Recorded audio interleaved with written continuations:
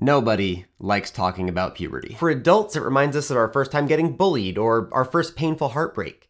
And for teenagers currently going through it, just every day is a living nightmare. And you can't blame them for feeling that way. All the familiar anatomy and physiology is changing so quickly that there's no anchor to place anywhere. It's one of the most turbulent and interesting times in human development, especially when it comes to hormones. So I wanted to learn more. But luckily, so have people throughout history. In fact, ancient scholars have been just fascinated by this beautifully awkward transition from childhood into physical and sexual maturity for a long, long time. Ancient societies obviously didn't know about things like hormones or sperm cells, but it was kind of difficult for them to ignore certain aspects of teenagers' developments. You know, like the unexplained bleeding or the beards popping up overnight. So, you know, they had to explain that. They used certain biological events to mark the start of a life transition from childhood into adulthood, and then made a bunch of completely wrong guesses about what was happening anatomically. The ancient Greeks used menarche, or a girl's first period, as her marker, and then what they thought was a comparable event in boys, what Aristotle called the first seed. But how would you know when that was? Old Roman dude Lucretius had an answer. Semen would start diffusing throughout a boy's body, and then when he reached a mature age, he would have a sexy dream, which would then cause him to discharge. Yep, the answer for the first period for girls was the first wet dream for a boy. And that's partly because for a long time, those old school physicians were obsessed with bodily fluids, specifically what they called the four humors of the body: phlegm, yellow bile, black bile, and blood. If you were sick, it was because your humors were out of whack. That was their way of explaining most of medicine and anatomy, right? This is way before the first microscope or cell theory was even a thing. Like, clearly they had no idea what menses were made of. This is the blood and other material that comes out during menstruation. They thought the body was just trying to lose some excess moisture because, again, everything was humors. Or, according to Hippocrates, semen and menses were just spread throughout the body, and they traveled around through the circulatory system.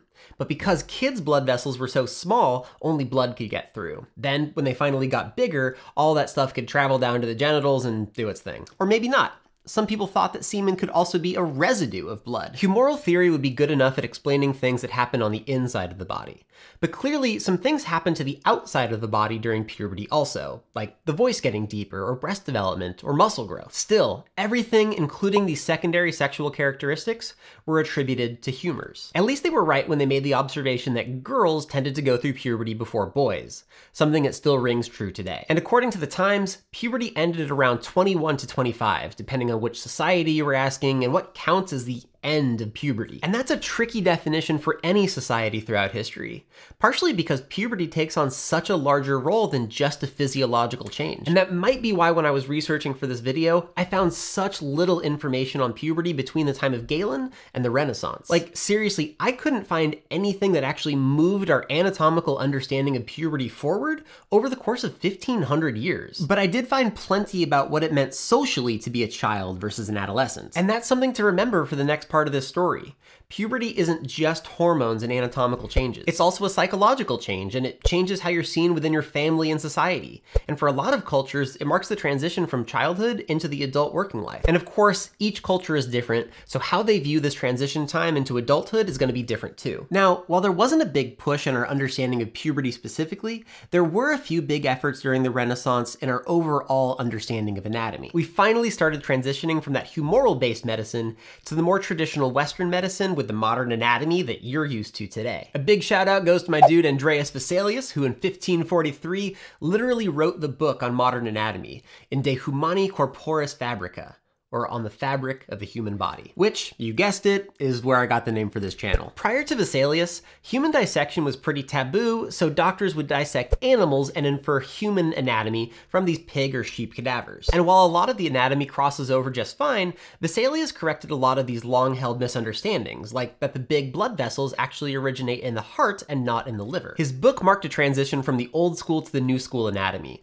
which caused doctors to rethink how certain diseases function, including the old humoral theory. So with anatomy rewritten and our invention of the microscope right around the corner, our knowledge of the reproductive system was about to get a huge overhaul. But puberty itself would remain a mystery for centuries. Remember, hormones weren't discovered until the early 1900s, and we didn't start experimenting on puberty until, get this, 1948. literally the same year that Samuel L. Jackson was born. Probably the most influential work came from James M. Tanner, a British pediatrician whose book Growth at Adolescence was super important in our understanding of puberty. Tanner was planning on studying the effects of malnutrition in children. And as part of his study, he would periodically measure and photograph a bunch of tweens going through puberty. And he measured everything. Height and weight, of course, but also stuff like genital size and pubic hair and muscular growth. Which I know sounds kind of messed up and ethically questionable, but Tanner was really interested in the growth spurt that happens during puberty. He still measured all the private stuff because he, like the Greeks thousands of years before him, knew it was all supposed to develop during adolescence. He had to make sense of this growth spurt with the, as he put it, spectacular development of the reproductive system which takes place at this time. Tanner called this the adolescent growth spurt, and described it as growth of everything, including the face, heart, pelvis, everything. It wasn't just a stretching out in height. And Tanner collected a ton of data. He was able to take the timing of a child's growth spurt, their current height, where they were at in physical maturity, and make really accurate predictions about their end maturity. Tanner had so much data and observational power to work with that he came up with a scale for physical and sexual maturity in puberty that he called the Tanner stages. A scale that pediatricians still use today. Tanner stages let doctors use an individual child's anatomy to determine where they're at in puberty. That way it wasn't just, oh, you're 13 and you don't have a beard yet. You could have just been a late bloomer and only been at stages 1 or 2 on the Tanner scale. And that's all fine, but that really just doubles down on the idea that puberty is the time when people reach sexual maturity.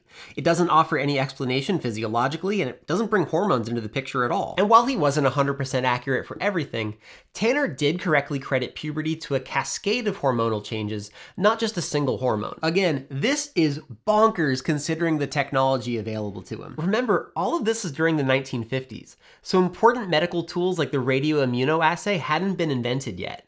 Tanner was measuring all this stuff off of metabolic byproducts he was finding in urine. Low-tech stuff by today's standards. Plus, while key hormones like growth hormone had been discovered, some of the big chemicals involved in puberty, like hypothalamic peptides or insulin-like growth factors or IGFs, hadn't been discovered yet. What Tanner did know was that the hypothalamus, the gland that sits just above the pituitary gland in the brain, needs to mature before the pituitary so that the cascade of hormones can happen. So researchers started diving into the cascade. If you saw the last episode in the hormone series, then you might remember that the pituitary gland controls just about every other endocrine gland in the body, including the gonads, the testes and ovaries. But the hypothalamus controls the pituitary.